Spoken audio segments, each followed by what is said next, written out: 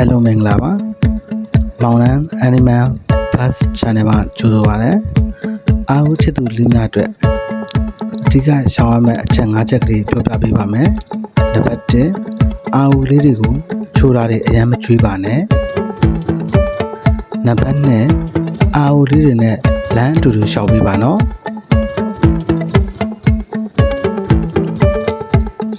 နံပါတ် 3အားဦးလေးတွေကိုရေအမြဲတမ်းတိုက်ကျွေးပေးပါနော်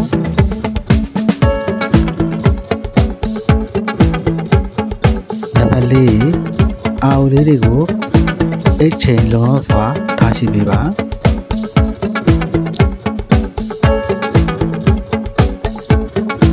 နံပါတ် 5အားဦးလေးတွေကို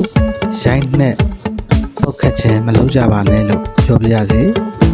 ကျွန်တော်ရဲ့ channel လေးကိုchannel တက်တဲ့ဆိုရင် like and subscribe လုပ်ပေးဖို့မမေ့ကြပါနဲ့နော်နောက်များလည်းအာဦးလေးတွေနဲ့ပတ်သက်ပြီးဆက်လက်တင်ပေးမှာမို့အားလုံးပဲစောင့်မျှော်